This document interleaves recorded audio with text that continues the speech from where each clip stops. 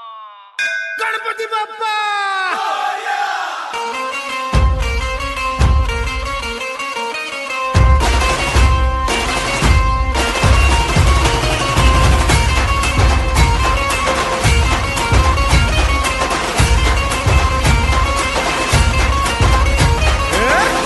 नमन करुणी वंदन इडा मांडून इडा देवाला इडा गावाला इडा पाटलाला इडा मंडळीला